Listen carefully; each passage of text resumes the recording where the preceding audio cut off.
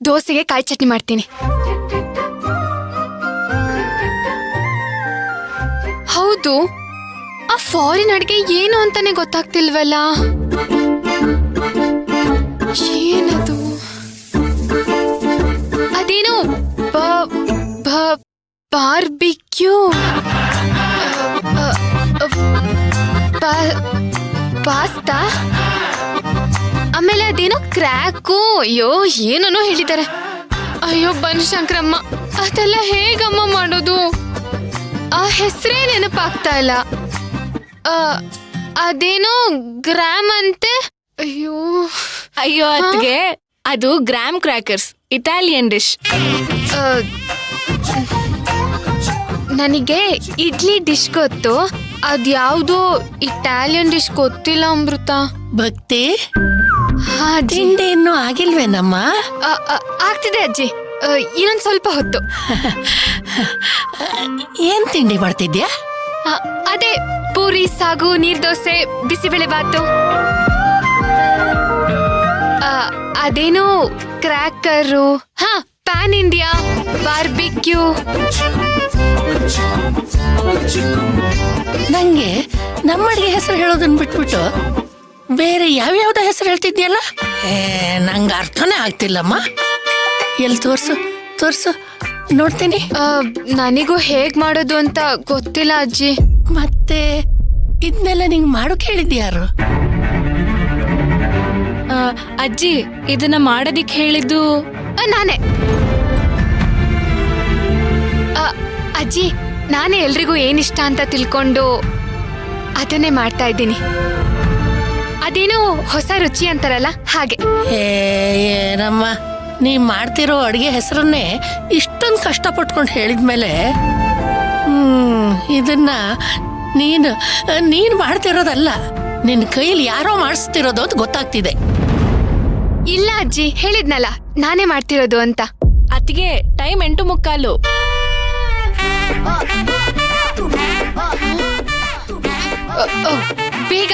ಬೇಗ ಮಾಡ್ಬಿಡ್ತೀನಿ. ಅಜ್ಜಿ, ನಿನ್ನ ಅಮ್ಮ ಕರಿತಾ ಇದ್ಲು, ಹೇಳೋದೇ ಮರ್ತ್ಬಿಟ್ಟೆ. ಅಮೃತ, ನಿಮ್ಮಮ್ಮ 10 ಗಂಟೆಗೆ ಪಂಚಾಯತಿ ಆಫೀಸ್ನಲ್ಲೇನೋ ಮೀಟಿಂಗ್ ಇದೆ ಅಂತಿದ್ಲು. ಅದು ಏನು ಅಂತ ವಿಚಾರಿಸ್ಕೊಂಡ್ ಬರ್ತೀನಿ. ಭಕ್ತಿ, ಬೇಗ ತಿಂಡಿ ರೆಡಿ ಮಾಡಮ್ಮ. ನಮ್ ದಾಮಿನಿ ಎಲ್ಲೂ ಹೊರಗಡೆ ತಿನ್ನಲ್ಲ. ದಯಾ ತಿಂಡಿ ತಿಂದೆ ಹೋಗಲ್ಲ.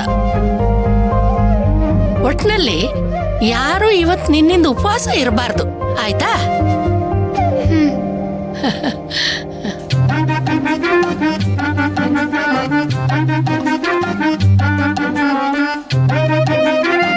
ಅದ್ಕೆ ಯೋಚನೆ ಮಾಡ್ಬೇಡಿ, ಅಮ್ಮನ್ ಫೈಲ್ನ ಮುಚ್ಚಿಟ್ಬಿಟ್ಟಿದೀನಿ, ನಿಮಗ್ ಟೈಮ್ ಸಿಗ್ಲಿ ಅಂತ.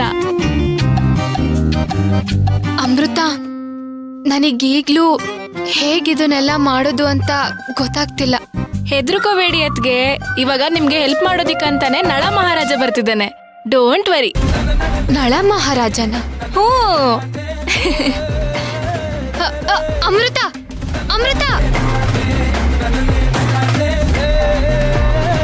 ನಳ ಮಹಾರಾಜನ ಯಾರಪ್ಪ ಅದು?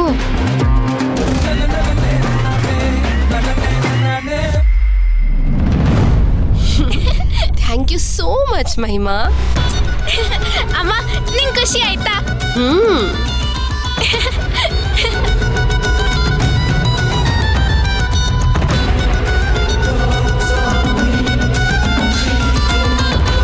ಇದೇನಿದು?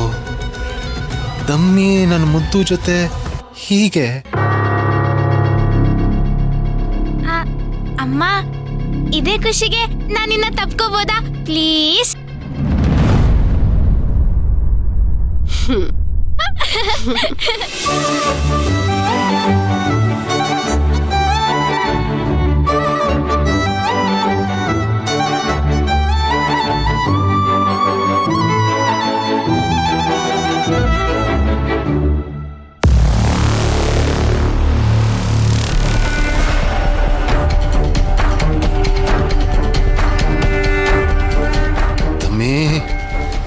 ಮಗಳ ವಿಷಯದಲ್ಲೂ ಹೀಗೆ ನಡ್ಕೊಳಕ್ ಸಾಧ್ಯನಾ ನಿನಗೆ?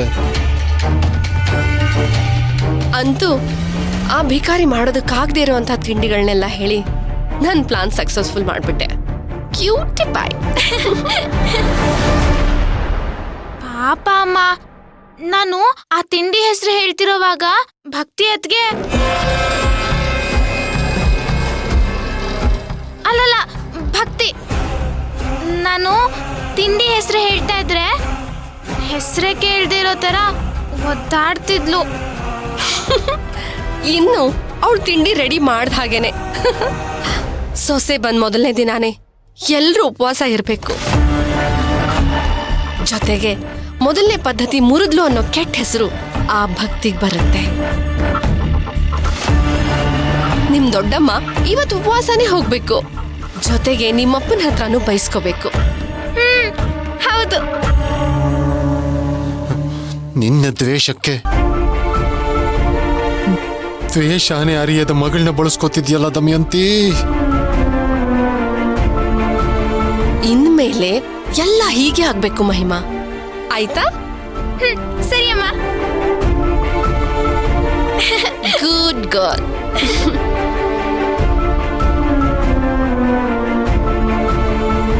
ಅಮ್ಮ, ನೀನ್ ಯಾವಾಗ್ಲೂ ಹೀಗೆ ನನ್ ಜೊತೆ ಖುಷಿಯಾಗಿದ್ರೆ ಎಷ್ಟು ಖುಷಿ ಆಗುತ್ತೆ ಗೊತ್ತಾ?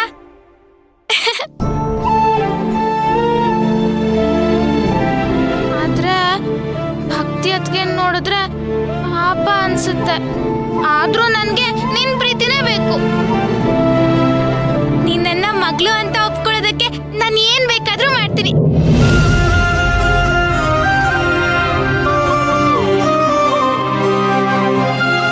ಸಾರಿ ಭಕ್ತಿ ಅತ್ಗೆ, ಆದ್ರೆ ನನಗ್ ನಿಮ್ಗಿಂತ ನಮ್ಮಮ್ಮನೇ ಮುಖ್ಯ.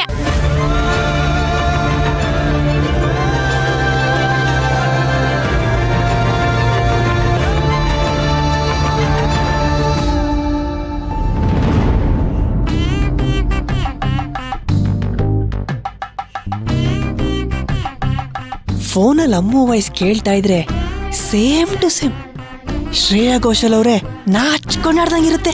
Hello, hi, hello, good morning.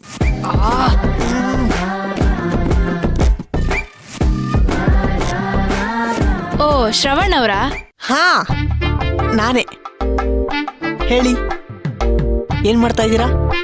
Tiffin ಆಯ್ತಾ ಇಲ್ಲ ಹಾಲ್ ಕುಡಿದ್ರಾ? ಈಗ ಮಾಡ್ಬೇಕು. ಮತ್ತೆ ಸಾರಿ ಸಾರಿ ಸಾರಿ. ಹಲೋ ಶ್ರವಣ್ ಅವರೇ, ಅದು ನಿಮ್ಮ ಹತ್ರ ಒಂದು ಇಂಪಾರ್ಟೆಂಟ್ ವಿಷಯದ ಬಗ್ಗೆ ಮಾತಾಡಬೇಕಾಗಿತ್ತು. ನಿಮ್ಮ ಅಕ್ಕಪಕ್ಕ ಯಾರು ಇಲ್ಲ ತಾನೆ? ಇಲ್ಲ, ಯಾಕೆ? ಹಾಗಿದ್ರೆ ನೇರವಾಗಿ ವಿಷಯಕ್ಕೆ ಬಂದ್ಬಿಡ್ತೀನಿ. ಅಲ್ಲಲ್ಲ, ಅಮೃತ ಅವರೇ, ಅದು ಹೇಳಿ. ಭಕ್ತಿ ಅಕ್ಕನ ಬಗ್ಗೆ ಕೇಳಬೇಕಾಗಿತ್ತು. ಅಕ್ಕ ಹೇಗಿದ್ದಾಳೆ? ಅತ್ತಿಗೆ ಸೂಪರ್ ಆಗಿದ್ದಾರೆ. ನಿಮ್ಮನೇಲೆಲ್ಲ ಹೇಗಿದ್ದಾರೆ? ಭಕ್ತಿ ಅತ್ತಿಗೆ ಬಗ್ಗೆ ನೀವೇನು ಯೋಚನೆ ಮಾಡ್ಬೇಡಿ. ಶಾರದಮ್ಮ ಇನ್ನು ಅಳ್ತಿದ್ದಾರಾ? ಹಾ, ಅಕ್ಕ ಹೇಗಿದ್ದಾಳೆ? ತಿಂಡಿ ಮಾಡಿದ್ಲಾ ಅಥವಾ? ಇವತ್ತು ನಮ್ಮನೆ ಪದ್ಧತಿ ಪ್ರಕಾರ ಅತ್ತಿಗೆನೆ ಅಡಿಗೆ ಮಾಡ್ಬೇಕು. ಇವಾಗ ಅವರೇ ಮಾಡ್ತಿದ್ದಾರೆ. ಓ, ನೀವು ಅತ್ತಿಗೆ ಜೊತೆ ಮಾತಾಡ್ಬೇಕಾ? ಹಾ, ಕೊಡಿ ಕೊಡಿ. ಬೇಡ ಬೇಡ, ಹೇ ಬೇಡ ಬೇಡ.